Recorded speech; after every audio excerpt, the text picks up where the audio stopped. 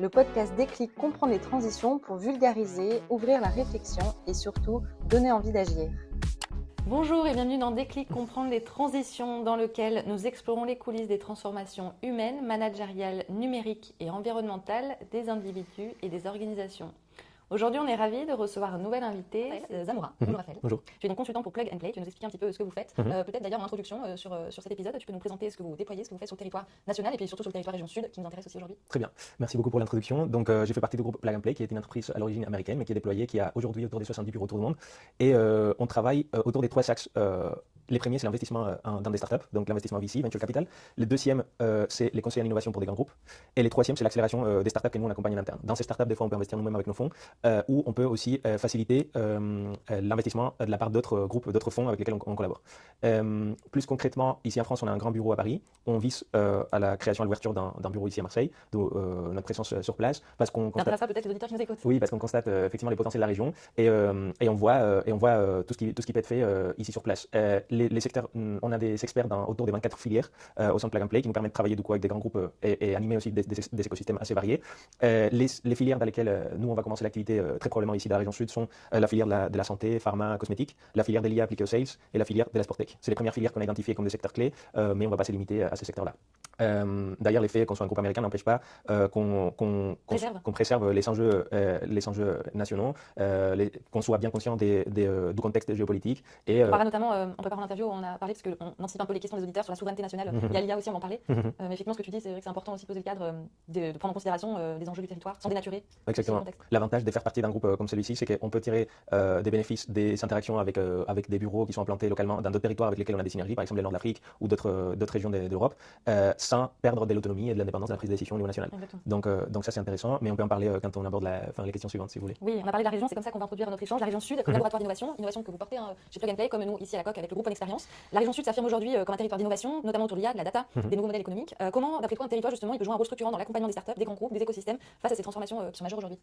Dans l'écosystème de la data, de la technologie, de l'innovation en général, c'est vrai qu'il y a des secteurs qui sont variés et qui ont différents rôles, différentes casquettes. Donc il y a des secteurs qui sont privés. Dans l'écosystème, les secteurs privés sont les startups, mais aussi les PME, les grands groupes. Il y a des secteurs publics qui sont là pour poser les cadres des régulations, mais aussi pour soutenir. Et ces secteurs vont du niveau territorial, donc la ville, la métropole, jusqu'au département, la région et bien sûr l'État. Et il y a d'autres secteurs qui sont un peu des facilitateurs pour organiser et coordonner cet écosystème et faciliter les interactions. Et dans ces contextes-là, c'est que nous on se positionne, c'est où on se positionne. Donc qu'est-ce que les territoires plus concrètement peuvent faire pour stimuler cette innovation et pour accompagner dans l'adoption des nouvelles technologies comme l'IA entre autres? Les territoires va devoir très probablement pas seulement accompagner mais aussi organiser. Et ça, on n'en parle pas assez, je trouve, de l'organisation de l'innovation. Oui, parce que l'organisation suppose un rôle plus directif, ce qui entraîne une certaine prise de risque dans les politiques publiques et du coup ce n'est pas une tâche évidente. Et en plus il y a différents modèles pour les faire. On peut tirer des conclusions de ce qui est fait dans d'autres régions et on va en parler, mais il n'y a pas une recette unique et en plus il faut appliquer ces recettes possibles aux spécificités du territoire. Donc quelles sont les spécificités de la région sud? On peut jouer sur des atouts qui sont importants. Il y a des filières qui sont fortes comme la maritime, la logistique, l'énergie, la santé, etc. Il y a un tissu industriel qui est présent avec des PME, avec des CTI, il y a des grands groupes qui sont présents sur les territoires. Mais comment est aussi une question importante, il y a une bonne collaboration publique et privée. Mais comment est-ce qu'on organise tout ça et qu'est-ce que les territoires peuvent faire pour faciliter ces interactions? Déjà, il faut envisager des connexions plus fluides, plus récurrentes entre les startups et les grands groupes. Il faut envisager des cadres d'expérimentation clairs et bien cadrés par les institutions publiques et il faut structurer des logiques des filières, donc des expertises filières. Donc pour imaginer des exemples autour de tout ça, on peut parler de l'exemple d'une startup que nous on a pu accompagner qui a comme expertise ou qui développe des solutions dans l'IA prédictive. Cette startup était confrontée à un enjeu qui était très concret, celui de pouvoir expérimenter et tester ces algorithmes avec des données réelles, ce qui n'est pas évident parce qu'il y a un enjeu de confiance dans les partages de ce type de données. Donc nous on s'est positionné en tant que facilitateur et aussi les territoires pour mettre en contact cette startup avec un groupe local qui permet à terme de tester les algorithmes développés par la startup avec des données industrielles réelles et qui permet du coup dans ces cas-ci de faire la maintenance prédictive des équipements. Ça a un impact, ça a des bénéfices clairs pour ces grands groupes qui peut bénéficier des conclusions tirées par la startup, mais aussi pour la startup qui peut tester de façon très concrète ces solutions par les biais de cette expérimentation. Donc ça c'est juste un exemple de comment un facilitateur comme Plug and Play ou les territoires peuvent faire les liens entre organiser, orchestrer cet écosystème. Et ça passe par une réduction des frictions possibles. Quelles sont ces frictions? Des frictions en lien avec les attentes des différents acteurs. Il faut aussi clarifier les objectifs de chacun. Il faut essayer de sécuriser d'un point de vue confiance. Et là, j'en profite du coup pour introduire un sujet qui est important et duquel on parlait, qui est la souveraineté. Avec l'introduction rapide des l'IA et de ces types de solutions technologiques, on est face à un enjeu qui est clé, qui est celui de la souveraineté. Où se trouvent les données, qui maîtrise l'infrastructure, qui possède la connaissance des algorithmes qui sont derrière les différents outils, et est-ce que tout ça respecte les cadres légaux européens qu'on s'est donné, qui est déjà assez strict. Et du coup, ça, c'est des questions que l'écosystème peut se poser, l'écosystème, du coup, côté startup, côté grand groupe, mais aussi côté entité publique. Donc, quel est le rôle du territoire dans ces contextes? Sur la souveraineté? Sur la souveraineté, c'est de pouvoir répondre à ces enjeux de façon collective et du coup pouvoir organiser des réponses collectives à ces difficultés, à ces problématiques qui sont communes. Parce que les territoires peuvent essayer de mutualiser les expertises, peuvent essayer de coordonner la recherche des solutions européennes concrètes. Donc, est-ce qu'on peut passer par des prestataires de la région et qui respectent du coup les cadres légaux qu'on s'est imposés ici? Est-ce qu'on peut partager des retours d'expérience dans les contextes régionaux? Et du coup, les territoires ont un rôle clé dans cette question de souveraineté pour pouvoir répondre de façon efficace, efficiente à ces enjeux qui sont collectifs pour tout l'écosystème.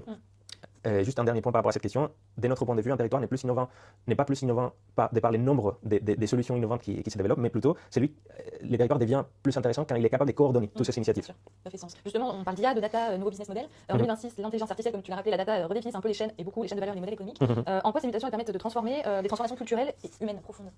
Donc, c'est une question intéressante. Nous, ce qu'on constate, c'est que l'IA en général et la data et les nouvelles technologies ont redéfini les chaînes de valeur, mais aussi les manières de travailler. Et pour commencer avec un exemple, on a pu travailler avec un acteur de la région qui avait des années d'expérience dans la vente des équipements pour les secteurs industriels. Donc, cœur de métier, vente d'équipements. Comment l'IA et la data viennent transformer son business model? En fait, ils commencent petit à petit, avec notre soutien, à intégrer la data et l'IA dans leurs outils, leurs solutions proposées.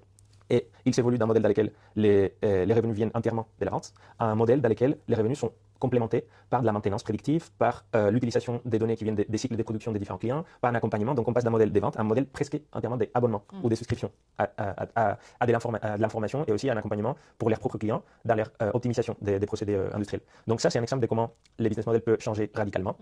Et qu'est-ce que ça entraîne d'un point de vue humain et culturel? Ça entraîne des transformations à différents niveaux. Des transformations dans la prise de décision, des transformations dans les métiers qui se trouvent au sein de chaque entreprise et des transformations des gestions face à l'incertitude. Donc, dans la prise de décision, on passe des modèles dans lesquels l'humain est confronté à la prise de décision quotidienne à des modèles où l'algorithme propose des solutions et l'humain vérifie, évalue et valide. Et du coup, ça suppose une montée en compétences et ça demande une montée en compétences. La transformation en lien avec les métiers, c'est lié à la première question de la prise de décision. On passe des techniciens à ce qu'on appelle aujourd'hui techniciens augmentés. Oui, on parle beaucoup de cette manière, avec ce vocabulaire, augmenté. Et ça veut dire que du coup, les humains sont confrontés aux cas complexes que l'IA a décortiqué mais n'a pas pu résoudre dans un premier temps, alors que les outils IA seront confrontés aux cas simples. Et du coup, c'est pour ça qu'on parle des techniciens augmentés. Et la relation à l'incertitude, elle est évidente. On laisse passer la logique des plans à 5, 10 ans. Aujourd'hui, ça fait plus aucun sens, c'est toujours bien de se projeter, mais ça s'accélère tellement. Ça s'accélère énormément. Déjà, c'est énorme. Donc, on bascule dans des structures qui sont un changement constant, une mutation constante. Et du coup, tout ça, et pour clôturer ma réponse, tout ça nous mène à réfléchir différemment. Où est-ce que la valeur est créée au sein de l'entreprise? Si l'IA remplace l'IA, la technologie, la data remplace les tâches simples, où est-ce qu'on crée de la valeur? Et c'est là où... Oui, où on place l'humain, qu'est-ce qui reste à l'humain? Voilà. Et il y a une part énorme, a priori, bien sûr, sur la valeur ajoutée. Bien sûr.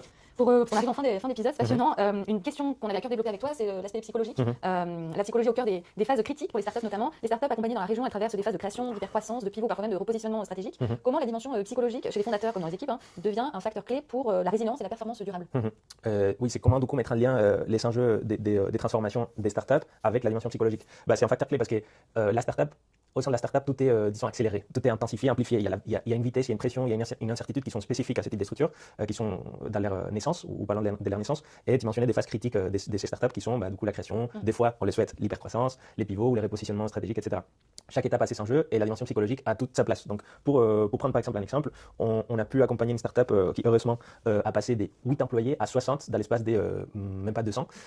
Du coup, on peut s'imaginer que les fondateurs, l'équipe qui a démarré cette initiative, quand ils étaient 8, ils étaient capables de prendre toutes les décisions en interne, de discuter tout. Sur le plan organisationnel, il y a des choses à revoir. Oui, quand on passe à 60 employés, il faut recruter un management intermédiaire, il faut savoir prioriser, il faut réorganiser la prise de décision. Et du coup, en plus, dans un espace très court. Donc, ça demande un changement. S'adapter très rapidement. Exactement, ça demande un changement de positionnement très rapidement pour les personnes qui font partie de l'équipe. Et du coup, c'est là où un accompagnement qui se base sur des retours d'expérience réels des structures qui ont traversé les mêmes phases peut être très pertinent. Nous, on croit que la résilience d'une startup ne repose pas que sur les produits et les services proposés, mais sur la capacité justement à s'adapter à tous ces changements qui sont aujourd'hui, comme on l'a dit, accélérés. Et c'est là où la dimension psychologique est très importante pour accompagner les fondateurs, les équipes, les investisseurs, donc tout l'écosystème autour des startups dans ces changements. Merci beaucoup Raphaël, on n'a pas pu aborder la dernière question, c'était dense, on avait beaucoup de choses à échanger. Les épisodes ils durent 15 minutes pour chaque expert. Merci beaucoup en tout cas pour tous ces échanges, ces éclairages, ton point de vue aussi. Et puis peut-être qu'on te retrouvera dans un autre épisode pour échanger sur ta vision sur ces sujets-là pour les 2 ans, parce qu'avant on pose la question sur les 5 et 10 ans, ça n'a pas de sens de poser la question comme ça aujourd'hui. On se retrouve bientôt dans un nouvel épisode sur Déclic. Merci et à Merci bientôt. beaucoup. Merci. Raphaël Zamora. Bonjour Raphaël. Bonjour. Tu es donc consultant pour Plug and Play, tu vas nous expliquer un petit peu ce que vous faites. Peut-être d'ailleurs en introduction sur cet épisode, tu peux nous présenter ce que vous déployez, ce que vous faites sur le territoire national et puis surtout sur le territoire région sud qui nous intéresse aussi aujourd'hui. Très bien, merci beaucoup pour l'introduction. Donc j'ai fait partie du groupe Plug and Play qui est une entreprise à l'origine américaine mais qui est déployée, qui a aujourd'hui autour de 70 bureaux autour du monde. Et on travaille autour des 3 axes. Les premiers, c'est l'investissement dans des startups, donc l'investissement VC, Venture Capital. Le deuxième, c'est les conseils en innovation pour des grands groupes. Et les troisième, c'est l'accélération des startups que nous on accompagne en interne. Dans ces startups, des fois, on peut investir nous-mêmes avec nos fonds, ou on peut aussi faciliter l'investissement de la part d'autres groupes, d'autres fonds avec lesquels on collabore. Plus concrètement, ici en France, on a un grand bureau à Paris. On vise à la création, à l'ouverture d'un bureau ici à Marseille, d'où notre présence sur place, parce qu'on constate. Ça peut-être les auditeurs qui nous écoutent. Oui, parce qu'on constate effectivement les potentiels de la région et on voit tout ce qui peut être fait ici sur place. Les secteurs, on a des experts autour des 24 filières au sein de Plug and Play qui nous permettent de travailler du coup avec des grands groupes et animer aussi des écosystèmes assez variés. Les filières dans lesquelles nous on va commencer l'activité très probablement ici dans la région sud sont la filière de la santé, pharma, cosmétique, la filière des liens appliqués aux sales et la filière de la sporttech. C'est les premières filières qu'on a identifiées comme des secteurs clés, mais on ne va pas se limiter à ces secteurs-là. D'ailleurs, l'effet qu'on soit un groupe américain n'empêche pas qu'on préserve les enjeux nationaux, qu'on soit bien conscient du contexte géopolitique. Et, on parlera notamment, en préparant l'interview, on a parlé, parce qu'on anticipe un peu les questions des auditeurs sur la souveraineté nationale. Il y a l'IA aussi, on va en parler. Mais effectivement, ce que tu dis, c'est vrai que c'est important aussi de poser le cadre, de prendre en considération les enjeux du territoire, sans dénaturer. Exactement. L'avantage de faire partie d'un groupe comme celui-ci, c'est qu'on peut tirer des bénéfices des interactions avec des bureaux qui sont implantés localement dans d'autres territoires avec lesquels on a des synergies, par exemple le nord de l'Afrique ou d'autres régions d'Europe, sans perdre de l'autonomie et de l'indépendance de la prise de décision au niveau national. Donc ça, c'est intéressant, mais on peut en parler quand on aborde les questions suivantes, si vous voulez. Oui, on a parlé de la région, c'est comme ça qu'on va introduire notre échange. La région sud, comme laboratoire d'innovation, innovation que vous portez chez Plug and Play, comme nous ici à la COQ avec le groupe en expérience. La région sud s'affirme aujourd'hui comme un territoire d'innovation, notamment autour de l'IA, de la data, des nouveaux modèles économiques. Comment, d'après toi, un territoire justement, il peut jouer un rôle structurant dans l'accompagnement des startups, des grands groupes, des écosystèmes face à ces transformations qui sont majeures aujourd'hui? Dans l'écosystème de la data, de la technologie, de l'innovation en général, c'est vrai qu'il y a des secteurs qui sont variés et qui ont différents rôles, différentes casquettes. Donc il y a des secteurs qui sont privés. Dans l'écosystème, les secteurs privés sont les startups, mais aussi les PME, les grands groupes. Il y a des secteurs publics qui sont là pour poser les cadres des régulations, mais aussi pour soutenir. Et ces secteurs vont du niveau territorial, donc la ville, la métropole, jusqu'au département, la région et bien sûr l'État. Et il y a d'autres secteurs qui sont un peu des facilitateurs pour organiser et coordonner cet écosystème et faciliter les interactions. Et dans ces contextes-là, c'est que nous, on se positionne. C'est où on se positionne. Donc, qu'est-ce que les territoires, plus concrètement, peuvent faire pour stimuler cette innovation et pour accompagner dans l'adoption des nouvelles technologies, comme l'IA, entre autres? Les territoires va devoir très probablement pas seulement accompagner, mais aussi organiser. Et ça, on n'en parle pas assez, je trouve, de l'organisation de l'innovation. Oui, parce que l'organisation suppose un rôle plus directif, ce qui entraîne une certaine prise de risque dans les politiques publiques. Et du coup, ce n'est pas une tâche évidente. Et en plus, il y a différents modèles pour les faire. On peut tirer des conclusions de ce qui est fait dans d'autres régions, et on va en parler. Mais il n'y a pas une recette unique, et en plus, il faut appliquer ces recettes possibles aux spécificités du territoire. Donc, quelles sont les spécificités de la région sud? On peut jouer sur des atouts qui sont importants. Il y a des filières qui sont fortes, comme la maritime, la logistique, l'énergie, la santé, etc. Il y a un tissu industriel qui est présent, avec des PME, avec des CTI, il y a des grands groupes qui sont présents sur les territoires. Mais comment est aussi une question importante, il y a une bonne collaboration publique et privée. Mais comment est-ce qu'on organise tout ça et qu'est-ce que les territoires peuvent faire pour faciliter ces interactions? Déjà, il faut envisager des connexions plus fluides, plus récurrentes entre les startups et les grands groupes. Il faut envisager des cadres d'expérimentation clairs et bien cadrés par les institutions publiques, et il faut structurer des logiques des filières, donc des expertises filières. Donc, pour imaginer des exemples autour de tout ça, on peut parler de l'exemple d'une startup que nous on a pu accompagner, qui a comme expertise ou qui développe des solutions dans l'IA prédictive. Cette startup était confrontée à un enjeu qui était très concret, celui de pouvoir expérimenter, tester ces algorithmes avec des données réelles, ce qui n'est pas évident parce qu'il y a un enjeu de confiance dans les partages de ce type de données. Donc, nous, on se positionne en tant que facilitateur et aussi les territoires pour mettre en contact cette startup avec un groupe local qui permet à terme de tester les algorithmes développés par la startup avec des données industrielles réelles et qui permet du coup dans ces cas-ci, de faire de la maintenance prédictive des équipements. Ça a un impact, ça a des bénéfices clairs pour ces grands groupes qui peuvent bénéficier des conclusions tirées par la startup, mais aussi pour la startup qui peut tester de façon très concrète ces solutions par les biais de cette expérimentation. Donc ça, c'est juste un exemple de comment un facilitateur comme Plug and Play ou les territoires peuvent faire les liens entre et organiser, orchestrer cet écosystème. Et ça passe par une réduction des frictions possibles. Quelles sont ces frictions? Des frictions en lien avec les attentes des différents acteurs. Il faut aussi clarifier les objectifs de chacun. Il faut essayer de sécuriser d'un point de vue confiance. Et là, j'en profite du coup pour introduire un sujet qui est important et dont on parlait, qui est la souveraineté. Avec l'introduction rapide de l'IA et de ce type de solutions technologiques, on est face à un enjeu qui est clé, qui est celui de la souveraineté. Où se trouvent les données? Qui maîtrise l'infrastructure? Qui possède la connaissance des algorithmes qui sont derrière les différents outils? Et est-ce que tout ça respecte les cadres légaux européens qu'on s'est donné, qui est déjà assez strict? Et du coup, ça, c'est des questions que l'écosystème peut se poser. L'écosystème, du coup, côté startup, côté grand groupe, mais aussi côté entité publique. Donc, quel est le rôle du territoire dans ces contextes? Sur la souveraineté? Sur la souveraineté, c'est de pouvoir répondre à ces enjeux de façon collective et du coup pouvoir organiser des réponses collectives à ces difficultés, à ces problématiques qui sont communes. Parce que les territoires peuvent essayer de mutualiser les expertises, peut essayer de coordonner la recherche des solutions européennes concrètes. Donc, est-ce qu'on peut passer par des prestataires de la région et qui respectent du coup les cadres légaux qu'on s'est imposés ici? Est-ce qu'on peut partager des retours d'expérience dans les contextes régionaux? Et du coup, les territoires ont un rôle clé dans cette question de souveraineté pour pouvoir répondre de façon efficace, efficiente à ces enjeux qui sont collectifs pour tout l'écosystème. Juste un dernier point par rapport à cette question. De notre point de vue, un territoire n'est pas plus innovant de par le nombre des solutions innovantes qui se développent, mais plutôt les territoires devient plus intéressant quand il est capable de coordonner toutes ces initiatives. Ça fait sens. Justement, on parle d'IA, de data, nouveau business model. En 2026, l'intelligence artificielle, comme tu l'as rappelé, la data redéfinissent un peu les chaînes et beaucoup les chaînes de valeur, les modèles économiques. En quoi ces mutations permettent de transformer des transformations culturelles et humaines profondes?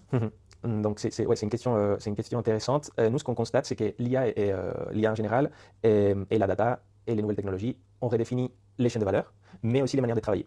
Et pour commencer avec un exemple, on a pu travailler avec un acteur de la région qui avait des années d'expérience dans la vente des équipements pour les secteurs industriels. Donc, cœur de métier, vente d'équipements. Comment l'IA et la data viennent transformer son business model? En fait, il commence petit à petit, avec notre soutien, à intégrer la data et l'IA dans leurs outils, leurs solutions proposées. Et il s'évolue d'un modèle dans lequel les revenus viennent entièrement de la vente à un modèle dans lequel les revenus sont complémentés par de la maintenance prédictive, par l'utilisation des données qui viennent des cycles de production des différents clients, par un accompagnement. Donc on passe d'un modèle de vente à un modèle presque entièrement d'abonnement ou de souscription à de l'information et aussi à un accompagnement pour leurs propres clients dans leur optimisation des procédés industriels. Donc ça, c'est un exemple de comment les business models peuvent changer radicalement. Et qu'est-ce que ça entraîne d'un point de vue humain et culturel? Ça entraîne des transformations à différents niveaux. Des transformations dans la prise de décision, des transformations dans les métiers qui se trouvent au sein de chaque entreprise et des transformations des gestions face à l'incertitude. Donc, dans la prise de décision, on passe des modèles dans lesquels l'humain est confronté à la prise de décision quotidienne à des modèles où l'algorithme propose des solutions et l'humain vérifie, évalue et valide. Et du coup, ça suppose une montée en compétences et ça demande une montée en compétences. La transformation en lien avec les métiers, c'est lié à la première question de la prise de décision. On passe des techniciens à ce qu'on appelle aujourd'hui techniciens augmentés. Oui, on parle beaucoup de cette manière, avec ce vocabulaire, augmenté. Et ça veut dire que du coup, les humains sont confrontés aux cas complexes que l'IA a décortiqué mais n'a pas pu résoudre dans un premier temps, alors que les outils IA seront confrontés aux cas simples. Et du coup, c'est pour ça qu'on parle des techniciens augmentés. Et la relation à l'incertitude, elle est évidente. On laisse passer la logique des plans à 5, 10 ans. Aujourd'hui, ça ne fait plus aucun sens. C'est toujours bien de se projeter, mais ça s'accélère tellement. Ça s'accélère énormément. Déjà, c'est énorme. Donc, on bascule dans des structures qui sont un changement constant, une mutation constante. Et du coup, tout ça, et pour clôturer ma réponse, tout ça nous mène à réfléchir différemment. Où est-ce que la valeur est créée au sein de l'entreprise? Si l'IA remplace l'IA, la technologie, la data remplace les tâches simples, où est-ce qu'on crée de la valeur? Et c'est là où on place l'humain, qu'est-ce qui reste à l'humain? Voilà. Et il y a une part énorme, a priori, bien sûr, sur la valeur ajoutée. Bien sûr. On arrive en fin d'épisode, c'est passionnant. Une question qu'on avait à cœur de développer avec toi, c'est l'aspect psychologique. La psychologie au cœur des phases critiques pour les startups notamment. Les startups accompagnées dans la région, elles traversent des phases de création, d'hypercroissance, de pivot, parfois même de repositionnement stratégique. Comment la dimension psychologique chez les fondateurs comme dans les équipes devient un facteur clé pour la résilience et la performance durable? Oui, c'est comment du coup mettre en lien les enjeux des transformations des startups avec la dimension psychologique. C'est un facteur clé parce que la startup, au sein de la startup, tout est, disons, accéléré, tout est intensifié, amplifié. Il y a une vitesse, il y a une pression, il y a une incertitude qui sont spécifiques à ce type de structures, qui sont dans leur naissance ou parlant de leur naissance, et tu mentionnais des phases critiques de ces startups qui sont du coup la création, des fois on les souhaite l'hypercroissance, les pivots ou les repositionnements stratégiques, etc. Chaque étape a ses enjeux et la dimension psychologique a toute sa place. Donc pour prendre par exemple un exemple, on a pu accompagner une startup qui heureusement a passé des 8 employés à 60 dans l'espace des même pas 200. Du coup, on peut s'imaginer que les fondateurs, l'équipe qui a démarré cette initiative, quand ils étaient 8, ils étaient capables de prendre toutes les décisions internes, de discuter tout, Oui, sur le plan organisationnel, il y a des choses à revoir. Bah oui, quand on passe à 60 employés, il faut recruter un management intermédiaire, il faut savoir prioriser, il faut réorganiser la prise de décision. Et du coup, en plus, dans un espace très court, donc ça demande un Il faut changement. s'adapter très rapidement.